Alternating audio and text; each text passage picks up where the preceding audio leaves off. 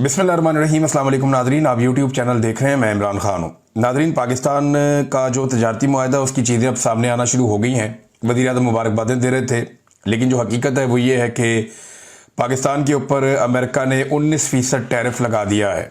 पाकिस्तान और अमेरिका के बीच में जो तजारत होती है, पाकिस्तान अमेरिका को ज़्यादा चीज़ें भेजता है और अमेरिका पाकिस्तान को कम चीज़ें भेजता है। यानी अगर आप इसके बीच में फ़र्क निकालें कि कौन किसको कितने रुपए की चीज़ भेजता है, तो लगभग 3 से 4 अरब डॉलर पाकिस्तान ज़्यादा सामान भेजता है अमेरिका के मुकाबले में। अमेरिका पाकिस्तान को जो कुछ भी भेजता है वो 2 अरब डॉलर से कम का है, और पाकिस्तान जो अमेरिका को भेजता है वो 5 अरब डॉलर से ज़्यादा का है। पाकिस्तान अमेरिका को जितनी भी चीज़ें भेजता है उनमें सबसे ज़्यादा टेक्सटाइल इंडस्ट्री की चीज़ें हैं। लगभग 90% के करीब जो पाकिस्तान की एक्सपोर्ट है, जो अमेरिका को पाकिस्तान चीज़ें भेजता है, उसमें टेक्सटाइल है, कपड़ा है, इस तरह की चीज़ें हैं। अमेरिका पाकिस्तान में लोहा, मशीनरी, कपास, इस तरह की चीज़ें बहुत सारी वो भेजता है। हथियार भी पाकिस्तान अमेरिका से लेता रहा बड़े लंबे अरसे तक। तो इस डील जिसे वज़ीर आज़म कामयाबी करार दे रहे थे, क्या ये वाकई कामयाबी है? तो जितने लोग समझते हैं मईशत को, उन सब के मुताबिक ये कामयाबी नहीं है। ये पाकिस्तान को एक तरह का चूना लग गया है। पाकिस्तान अमेरिका को लगा रहा है और अमेरिका पाकिस्तान को लगा रहा है, और एक्चुअली चूना लग रहा है पाकिस्तान की आवाम को। पाकिस्तान अमेरिका से तेल इंपोर्ट करेगा, ये एक मुआहदा कर लिया गया अमेरिका के साथ। अब आप ये अंदाजा करें कि अमेरिका कहां पे और पाकिस्तान कहां पे है। यानी ये जो ट्रेड का डेफिसिट है, ये जो अमेरिका को फर्क पड़ता है कि जनाब आप ज्यादा पैसों की चीजें भेज रहे हैं, हम कम पैसों की चीजें भेज रहे हैं, लिहाजा ये जो फर्क है ये खत्म किया जाए। अब ये फर्क खत्म करने के लिए अमेरिका से फौरी तौर पे पाकिस्तान क्या ले सकता है? तेल ले सकता है, हथियार ले सकता है। ये दो चीजें हम ले सकते हैं ना अमेरिका से। तो हथियार पाकिस्तान पहले भी अमेरिका से लेता रहा, आइंदा भी लेगा, जो मेरी अंडरस्टैंडिंग है, और जो चीजें आहिस्ता आहिस्ता सामने आ रही हैं। और उसके अलावा तेल लेने का फैसला किया गया है। यहां जो खलीजी मुमालिक हैं आसपास, ये तो बहुत करीब है, यहां से पाकिस्तान हमेशा से तेल लेता रहा है। सस्ता तेल हमें मिल जाता था। हालांकि हमने आलमी मंडी में तेल सस्ता होने के बावजूद अपने लोगों का खून पसीना निचोड़ दिया, इतना महंगा हमने पाकिस्तान में पेट्रोल बेचा है। अब जो तेल हम खलीजी मुमालिक से नहीं लेंगे, अमेरिका से लेंगे, आपको पता है उसका फासला कितना है? ये समुद्री रास्ते से तेल आता है, और जो फासला है वो बढ़ के कम से कम 8 से 10 गुना हो जाएगा। खलीजी मुमालिक का फासला आपका मैक्सिमम 2000 किलोमीटर बन जाता है, नॉटिकल माइल्स में समंदर में नापते हैं। तो जब आप जाएंगे अमेरिका, तो फिर वो दुनिया का दूसरा कोना है, यानी जमीन का जो गोला है, इसके एक तरफ पाकिस्तान है तो दूसरी तरफ अमेरिका है। जब पाकिस्तान में दिन होता है तो दूसरी तरफ रात होती है। ये इतना ज्यादा फर्क है। तो मैक्सिमम फासले वाली जगह से पाकिस्तान तेल लेकर आएगा, और यही अमेरिका यूरोप से भी चाहता था कि आप हमसे लें एनर्जी और रशिया से ना लें। और रशिया को, पाकिस्तान को मना किया अमेरिका ने कि रशिया से आपने नहीं लेना, तो पाकिस्तान ने नहीं लिया। हालांकि रशिया करीब है, पाकिस्तान को सस्ता ऑयल दे रहा था, पाकिस्तान की रशिया के साथ डील बन रही थी। तो पाकिस्तान ने अमेरिका के कहने के ऊपर रूस से तेल नहीं लिया। ये पाकिस्तान ने अमेरिका की बात मानी। उसके अलावा पाकिस्तान ने जो है वो ईरान के साथ भी कोई मुआहदा नहीं किया, गैस पाइपलाइन का, बाकी चीजों का, जिससे पाकिस्तान को बहुत फायदा हो सकता था। पाकिस्तान ने यहां पे भी अमेरिका की बात मानी। बहुत सारी चीजें चाइना को लेकर पाकिस्तान कर रहा है, पाकिस्तान वहां पे भी अमेरिका की बात मानता है, इंडिया के मामलात में भी बात मानता है। और अमेरिका जैसे ही बटन दबाता है, पाकिस्तान सीज फायर भी कर देता है अच्छे बच्चों की तरह, कि इंडिया ने अमेरिका को कहा इनको रोको भाई, तो अमेरिका ने पाकिस्तान को कहा और फौरन सीज फायर हो गया। भाई आप कम से कम उतना नुकसान तो इंडिया का करते जितना उन्होंने आपका किया था। हाँ, तैयारे हमने उनके गिराए हैं, लेकिन ग्राउंड पे उन्होंने हमारा नुकसान ज्यादा किया और उन्होंने ज्यादा मिसाइल पाकिस्तान पे मारे। लेकिन तैयारे जो इंडिया के गिरे हैं ना, वो सारी जिंदगी याद ही रखेंगे जो उनके साथ हो गया है। बहरहाल, ये जो टैरिफ, एक तो तेल पाकिस्तान अब लेगा अमेरिका से, लंबाई किराया पड़ेगा, और अमेरिका से तेल पहुंचेगा पाकिस्तान। डोनाल्ड ट्रंप ने कहा था पाकिस्तान में तेल निकलेगा और पाकिस्तान में अमेरिकी कंपनियां तेल निकालेंगी। हमें यह नहीं पता था कि डोनाल्ड ट्रंप की जो कंपनी है वो पाकिस्तानियों का तेल निकाल देंगी। यानी जब आप अमेरिका से तेल मंगवाएंगे इतनी दूर से, तो फिर कीमत तो बढ़ेगी और आपको वो पे करनी पड़ेगी। और तेल की कीमत लगातार बढ़ती जा रही है। पाकिस्तान की हुकूमत ने एडवांस में तेल की कीमत इतनी बढ़ा दी है कि आलमी मंडी में कीमतें कम होने के बावजूद पब्लिक को किसी किस्म का इन्होंने टके का रिलीफ नहीं दिया, बल्कि कीमतें बढ़ाते गए। अभी जिस अंदाज में इन्होंने कीमतें बढ़ाई हैं, इमरान खान साहब के दौर से अगर आप मुवाजना करें, तो जितनी आलमी मंडी में इस वक्त कीमत है, पाकिस्तान में फी लीटर कीमत 100 रुपए से कम होनी चाहिए थी, अगर इमरान खान साहब के दौर वाला फार्मूला आप लगाएं तो। कि वो 100 रुपए बैरल से ऊपर, वो $100 फी बैरल से ऊपर वो खरीद रहे थे, कभी 110 का, कभी 120 का। वो बड़ा महंगा पेट्रोल खरीद रहे थे और 150 में बेच रहे थे। तो अब ये तो खरीद रहे हैं 60 का 70 का इसके बीच में खरीद रहे हैं, तो ये आधी कीमत पे खरीद रहे हैं, तो इसका मतलब है इनको उससे आधी कीमत पे 75 रुपए में नहीं तो चलो 100 रुपए में बेचना चाहिए। लेकिन इन्होंने किया उसकी कीमत डबल कर दी, 250 पे लेकर चले गए। ऑलरेडी बहुत महंगा है, बहुत सारी लेवियां लग गई हैं। अब जो अमेरिकन तेल आएगा, अब पता नहीं उसकी खुशबू ज्यादा अच्छी है, उसके असरात ज्यादा अच्छे हैं, क्यों पाकिस्तान ये कर रहा है, लेकिन पाकिस्तानी जानते हैं क्यों कर रहा है। पाकिस्तान की एस्टेब्लिशमेंट और हुकूमत कोई भी कुर्बानी दे सकती है इस वक्त अपने गिरते हुए इक़्तिदार को बचाने के लिए, अपने रजीम को ताकत देने के लिए वो कुछ भी कर सकती है, किसी भी हद तक जा सकती है। अमेरिका को राजी रखना उनके लिए बहुत ज़रूरी है, क्योंकि तमाम जो इंसानी हकूक़ के इदारे हैं उनके मेन दफातर अमेरिका में है। अक़वाम मुत्तहिदा हो गया अमेरिका में, यूरोपीय यूनियन को वो कंट्रोल करते हैं। ह्यूमन राइट्स की बड़ी बड़ी ऑर्गेनाइजेशन जहाँ से पाबंदियाँ लगती हैं, चाहे फैटफ है या बाकी सब हैं, वो सारे अमेरिका के ज़ेरे तसल्लुत हैं। तो अमेरिका को राजी रखना पाकिस्तान के लिए बहुत ज़रूरी है। यहाँ खसारे में भी जाए पाकिस्तान या पाकिस्तानी अवाम, तो इससे इन्हें फ़र्क कोई नहीं पड़ता। 19% टैरिफ पाकिस्तान पे आयद कर दिया गया।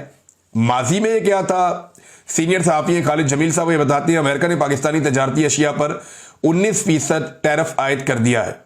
गुज़िश्ता साल ये औसतन 10.7% और GSP के तहत 3,511 अशिया ऐसी हैं जो पाकिस्तान अमेरिका को भेजता है, जिसपे 0% टैक्स था।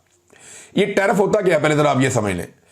जब आप अपनी कोई चीज़ किसी और मुल्क में भेजते हैं तो उस चीज़ के ऊपर वो मुल्क जो टैक्स वसूल करता है, सादा अल्फाज में उसको टैरिफ कहते हैं।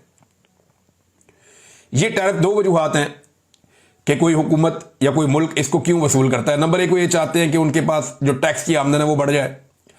नंबर दो, वो ये चाहते हैं कि उनके अपने मुल्क के अंदर जो चीज़ें बनती हैं लोग उनको ज़्यादा खरीदें।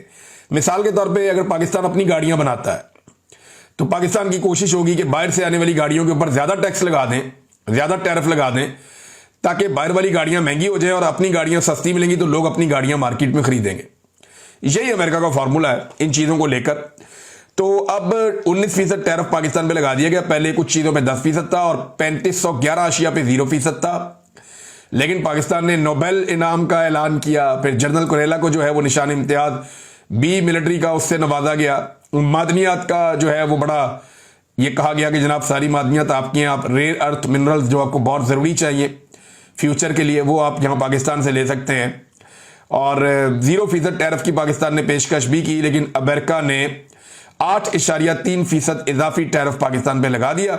मगर पाकिस्तान के अंदर जितने भी ताकतवर लोग हैं, चाहे वो एस्टेब्लिशमेंट है, चाहे वो हुकूमत कठपुतली है, ये सारे इस बात के ऊपर जिद करते रहते हैं कि जनाब आप ये कहें कि ये एक तारीखी डील हुई है अमेरिका और पाकिस्तान के बीच में।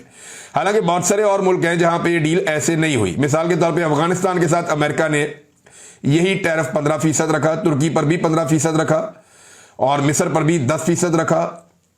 बहुत सारे ऐसे ममालिक हैं, ब्राज़ील, ऑस्ट्रेलिया और बहुत सारे मुल्क हैं, ये बड़ी लंबी एक लिस्ट है जहां पे 10%, 15%, 10%, 15%। कुछ खलीजी ममालिक हैं वहां पे भी ऐसे ही है। तो ये पाकिस्तान को, इंडिया से तो पाकिस्तान फिर भी बेहतर है, लेकिन डोनाल्ड ट्रंप के खिलाफ कोई बात नहीं कर रहा नरेंद्र मोदी। इसकी पूरी कोशिश है कि कुछ करके वो अमेरिका के साथ एक ऐसी डील करे जहां पे इंडिया का टैरिफ भी कम हो जाए, क्योंकि इंडिया बहुत ज्यादा उसको फर्क पड़ेगा अगर अमेरिका में जो इंडियन मसनूआत जाती हैं उनके ऊपर अमेरिका जो भारी टैरिफ है वो लगा ही रखता है, तो इसका फायदा दूसरे ममालिक को हो जाएगा। तो इंडिया कोशिश करेगा अमेरिकन गवर्नमेंट से मिलके कि उनके टैरिफ के ऊपर भी कोई डील हो जाए, और अगर वो डील करने जाएंगे तो देखते हैं उनको क्या मिलता है। भारत पाकिस्तान को तो 19% टैरिफ है उसका एक तोहफा मिला है जो कि पहले से बहुत ज्यादा है, और पाकिस्तानी ताजरों को इसका अल्टीमेटली नुकसान है, क्योंकि पाकिस्तानी मसनूआत की कीमतें वहां पे बढ़ेंगी तो कंपटीशन बढ़ जाएगा। नाज़रीन, इमरान खान के बेटों ने एक और इंटरव्यू दिया इंटरनेशनल मीडिया को। उस इंटरव्यू में उन्होंने फील्ड मार्शल आसिम मुनीर को एक पैगाम भी दिया है। उन्होंने इस खदशे का इजहार भी किया कि उनके वालिद को खुदा न खास्ता कत्ल किया जा सकता है।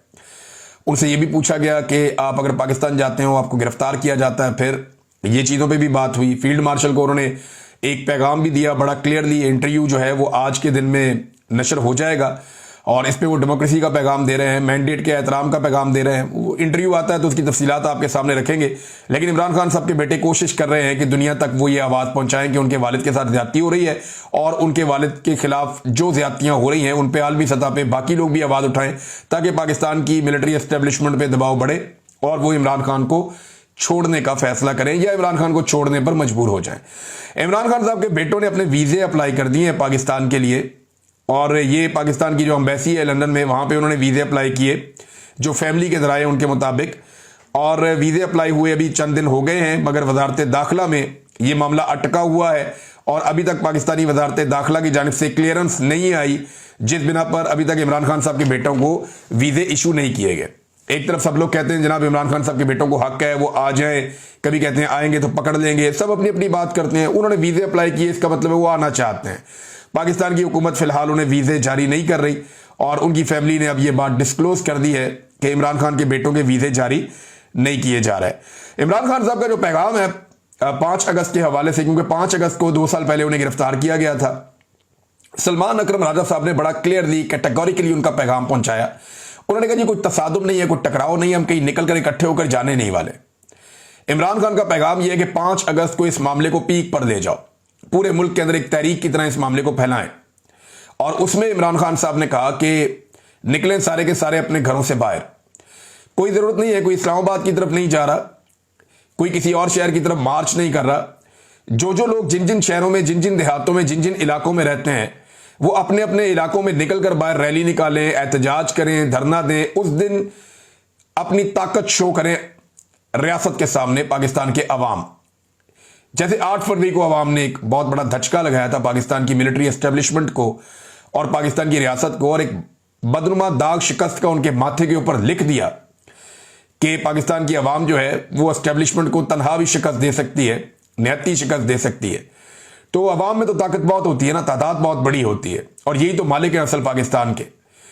तो इमरान खान साहब ने ये नहीं कहा कि सारे निकल के कहीं चल पड़ेंगे और उस दिन कुछ बहुत बड़ा मामला हो जाएगा, लेकिन उस दिन ये 5 अगस्त का दिन बड़ा तभी हो सकता है जब पूरा पाकिस्तान 5 अगस्त को निकल के बाहर आ जाए। क्या पाकिस्तानी बहुत बड़ी तादाद में निकल के बाहर आ जाएंगे? दुनिया भर से इतलात आ रही हैं। जापान से मुझे कुछ लोगों ने मैसेजेस भेजे, उन्होंने बताया जी कि जापान में बड़ा तगड़ा प्रोग्राम होने जा रहा है ओवरसीज पाकिस्तानियों का, जैसा कि लंदन में हो रहा है, बार्सिलोना में हो रहा है और अमेरिका में हो रहा है, मैंने आपको पहले भी बताया था। अब ऑस्ट्रेलिया के अंदर जो है वो मल्टीपल प्रोग्राम्स होने जा रहे हैं, पाकिस्तान तरीके इंसाफ के लोग या ओवरसीज पाकिस्तानी कर रहे हैं। तो दुनिया के तमाम ममालिक से इतलात आ रही हैं, मैं आपके साथ शेयर करता जाऊंगा जैसे जैसे दिन करीब आएंगे। ऑस्ट्रेलिया में संडे को ये प्रोग्राम है उधर जापान में, और फिर ऑस्ट्रेलिया में भी एक प्रोग्राम है। इनकी तफसीलात मैं आपके साथ शेयर करूंगा। अभी पाकिस्तानियों को जो इमरान खान साहब का वाहिद पैगाम है वो ये है कि 5 अगस्त को सारे के सारे अपने घरों से बाहर आ जाएं। कोई जरूरत नहीं है कोई तसादुम की, कोई लड़ाई की, अपने घरों से बाहर आएं और आकर रजिस्टर करें कि आप इमरान खान के साथ खड़े। जहां जहां आप रहते हैं वहीं पे इकट्ठे हो और इमरान खान के साथ या पाकिस्तान के साथ जो जो ज्यादती हो रही है, जो कुछ पाकिस्तान की एस्टेब्लिशमेंट पाकिस्तान के खिलाफ कर रही है, उस सब के खिलाफ आप निकलकर अमन के साथ पुरअमन तरीके से आप इकट्ठे होकर अपना एक प्रोग्राम करें, और उसकी वीडियो जो है वो सोशल मीडिया पर जब जाएंगी तो एक बड़ा इंपैक्ट आएगा। पाकिस्तान की सियासत को एक नई एनर्जी मिलेगी।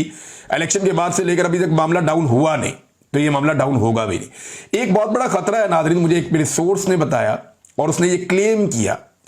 उसने ये कहा कि जिन गवाहों ने गवाही दी है 9 मई के मामलात में, ये जो स्टार गवाहान है, इनसे काम ले लिया गया है और जो कुछ इनसे करवाया जाना था वो करवा लिया गया है। अब इनकी जो गवाहियां हैं उनको तमाम लोग, जितने भी वकला हैं, मेरी बात होती है या जो सहाफ़ी है उनसे मेरी बात होती है, वो सब कहते हैं झूठी गवाहियां हैं। इन बेचारों ने अपनी नौकरियां पूरी की हैं और जो इन्हें कहा गया इन्होंने वो गवाहियां दे दी, और अदालत के अंदर बाकायदा साबित हुआ ये गवाहान झूठे हैं। और लेकिन इनके झूठे साबित होने के बावजूद इन्हीं की गवाहियों की बुनियाद के ऊपर पाकिस्तान तहरीक इंसाफ की पूरी पार्टी को, क़यादत को फारिग कर दिया गया है। अब इन्हीं गवाहान की बुनियाद के ऊपर मजीद काम भी आगे बढ़ाया जाएगा। मेरे एक सोर्स ने मुझसे रब्ता किया, उसने कहा जी अब इन गवाहों की जान खतरे में है, अगर खुदा न खास्ता इन्हें कुछ हो गया तो ये किस्सा ही खत्म हो जाएगा, लिहाजा इनकी सिक्योरिटी का बंदोबस्त जरूर करना चाहिए और पाकिस्तान तहरीक इंसाफ को यह मुतालबा दोहराना चाहिए, क्योंकि ये गवाह जिंदा रहेंगे और मौजूद रहेंगे तो कल को पाकिस्तान तहरीक इंसाफ के लिए कानूनी तौर पर आसानियां रहेंगी, क्योंकि इनको जब भी जिरा की जाएगी, इनसे जब भी बातचीत पूछी जाएगी, तो तभी जब सवालात इनसे होंगे तो इनके जवाबों के अंदर हकीकत सामने आएगी और ये एक्सपोज होगी और इनकी गवाही झूठी साबित होगी। लेकिन उसके लिए इनका जिंदा रहना और दुनिया में रहना बहुत जरूरी है। लिहाजा पाकिस्तान तहरीक इंसाफ को भी यह मुतालबा करना चाहिए कि इन गवाहान की सिक्योरिटी का प्रॉपर बंदोबस्त किया जाए। नाज़रीन, एक और इंपॉर्टेंट खबर है और वो है कि सरगोदा का एक बड़ा गरीब कारकुन है मोहम्मद इस्माइल, ये ऑलरेडी गिरफ्तार है। पता नहीं इस पे क्या रियासत को गुस्सा है। हालांकि इसी तरह के मुकदमात में पहले इसको बाइज्जत बरी कर दिया गया था, लेकिन इसको उम्र कैद की सजा सुना दी गई है बाकी तमाम लोगों के साथ साथ। यानी जो मैं पढ़ रहा था सजाएं, उसमें इस बेचारे को उम्र कैद की सजा सुना दी। गरीब कारकुन है मोहम्मद इस्माइल, कोई इतना वो नहीं है बेचारा, लेकिन पता नहीं क्या गुस्सा है रियासत को या किसी शख्स को या किसी शख्सियत को इसके ऊपर कि इसको जनाब सुना दी गई उम्र कैद की सजा।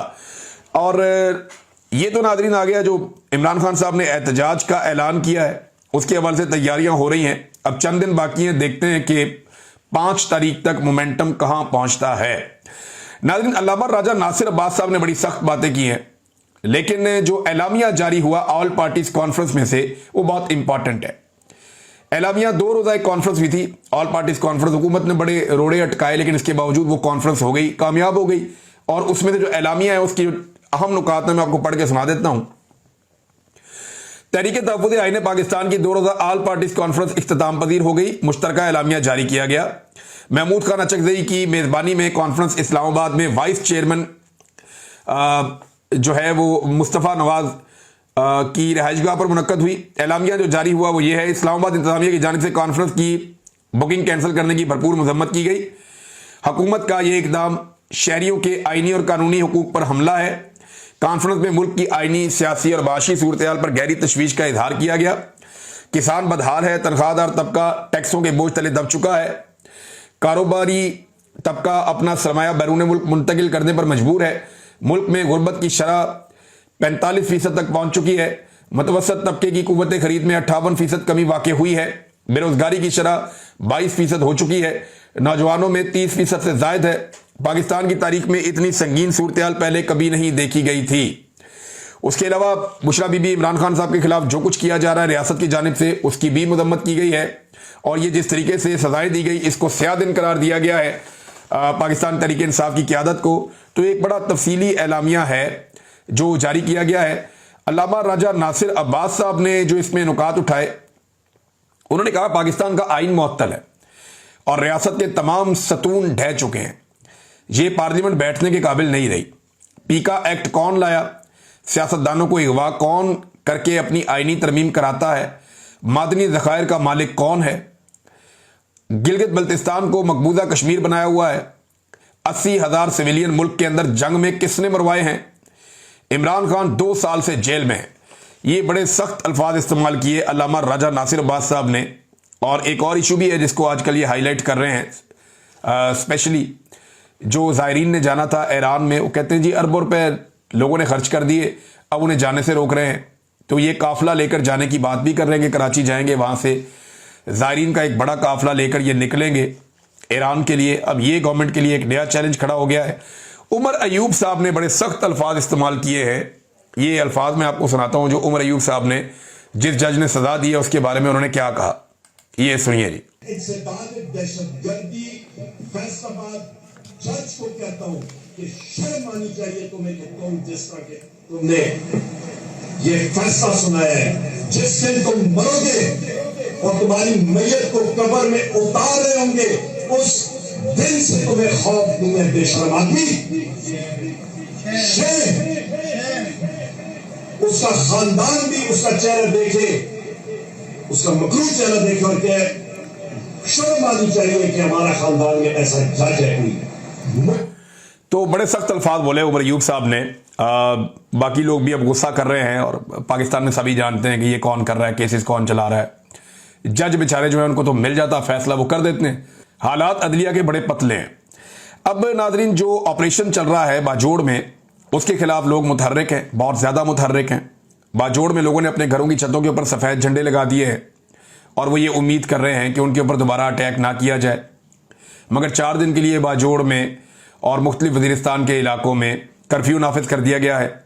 और ये सूबाई हुकूमत ने पहले कहा था कि कर्फ्यू नहीं लगाएंगे, हम लोगों को तंग और परेशान नहीं करेंगे, लेकिन इसके बावजूद वहाँ पे कर्फ्यू लगाया जा रहा है। अली अमीन गंडापुर साहब पे सख्त दबाव है, स्पेशली जो उन्होंने स्टेटमेंट दिया उसके बाद उन पर बहुत दबाव बढ़ाया गया है और उन पर दबाव है कि वो अपना बयान वापस लें। उन्होंने एक नया बयान तो जारी किया है, लेकिन जो बयान अली अमीन गंडापुर ने दिया कि बंदे पुलिस गिरफ्तार करती है दहशतगर्द और एजेंसियां छुड़ा कर ले जाती हैं, इस बयान पे अली अमीन गंडापुर साहब की अभी तक, और ये बयान पहली मर्तबा नहीं है, ख्वाजा आसिफ ने भी दिया था, नवाज शरीफ साहब ने भी दिया था, पीपल्स पार्टी भी ये बात कहती रही है, एएनपी भी ये बात कहती रही। और एएनपी से मुझे याद आया कि आजकल एएनपी जो है वो बहुत एंटी ऑपरेशन बनी हुई है, और वो ये कहते हैं हम तो हमेशा से ऑपरेशन के खिलाफ थे, क्योंकि इस वक्त पूरा खैबर पख्तूनख्वा ऑपरेशन के खिलाफ है।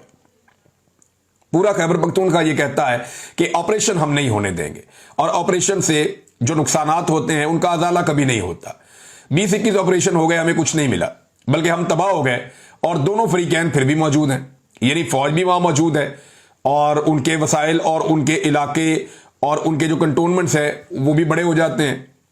तालिबान भी मौजूद हैं, उनकी ताकत भी बढ़ जाती है, वो पहले से ज्यादा बाअसर हो जाते हैं, और जो पिस जाता है वो मकामी आबादी और वो तबका है, आम आदमी है, जिसके वसाइल छिन जाते हैं।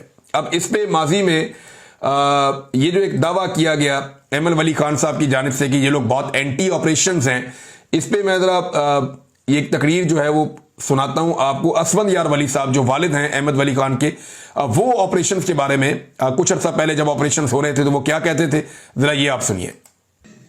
मैं चलते चलते ये भी कह दूं कि जो मिलिट्री ऑपरेशन स्वात में हुआ, जो मिलिट्री ऑपरेशन बुनेर में हुआ, जो मिलिट्री ऑपरेशन साउथ वजीरिस्तान में हो रहा, और जो मिलिट्री ऑपरेशन अरज़ई में हो रहा, इन सब की एएनपी खुल्लम खुल्ला हिमायत करती है। ये नादरीन वो वक्त है जब एएनपी खैबर पख्तूनख्वा में ऑपरेशन करवाया करती थी, उसकी हमायत किया करती थी, लेकिन अभी एएनपी को भी इस बात की समझ आ गई है कि ऑपरेशन से खैबर पख्तूनख्वा के अवाम को कुछ नहीं मिला, और अवाम शदीद नाराज हैं इन ऑपरेशन को लेकर। सवात के इलाके ख्वाजा खेला में भी ऑपरेशन के खिलाफ अमन के लिए लोगों ने मुजाहरा किया है, और वो तालिबान से भी जान छुड़ाना चाहते हैं, दहशतगर्दों से भी, और वो ये भी नहीं चाहते कि एक नया मिलिट्री ऑपरेशन उनके ऊपर मुसल्लत हो जाए।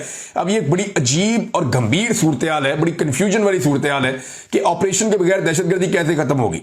तो उसका पूरा एक मैकेनिज्म मौजूद है कि सूबाई हुकूमत को वसाइल दिए जाएं, पुलिस जो है वो ऑपरेशन करे, क्योंकि जो सिविलियन के इलाके हैं वहां पर जब फोर्सेज जाती हैं तो बहुत कोलेटरल डैमेज होता है। जब फौज जाती है तो फौज के हथियार बड़े हथियार है, वो बहुत नुकसान पहुंचाते हैं। पुलिस जो है वो अपने तरीके से काम करती है, और पब्लिक की डीलिंग में वो बहुत बेहतर है, उनका पूरा मुखबरी का एक सिस्टम होता है, और पुलिस का काम करने का तरीका बहुत बेहतर होता है। मैंने बात करके देखा पुलिस वालों से, उन्होंने कहा जी बहुत सारे काम हम बड़े आराम से कर देते हैं, लेकिन जब फौज आ जाती है तो उससे बहुत तबाही भी हो जाती है और वो काम भी नहीं होता। लिहाजा पुलिस की ट्रेनिंग है, पुलिस को इसकी समझ है, उनको वसाइल दिए जाएं तो वो ज्यादा बेहतर अंदाज से निमट सकते हैं। लेकिन पुलिस ये कहती है कि जनाब जब भी हम पकड़ते हैं दहशतगर्द बकौल गंडापुर साहब के, तो एजेंसियां आकर छुड़ा कर ले जाती हैं। तो ऐसे भी काम नहीं चलेगा, इन चीजों को ठीक करना पड़ेगा, मिलकर बैठना पड़ेगा, लोगों की बात सुननी पड़ेगी, क्योंकि अवामी ताईद और हमायत के बगैर आप कोई भी ऑपरेशन नहीं कर सकते। अगर करेंगे तो आप उसे कामयाब करार नहीं दे सकते। अब तक के लिए इतना ही, अपना ख्याल रखिएगा, अपने इस चैनल का भी। अल्लाह हाफिज।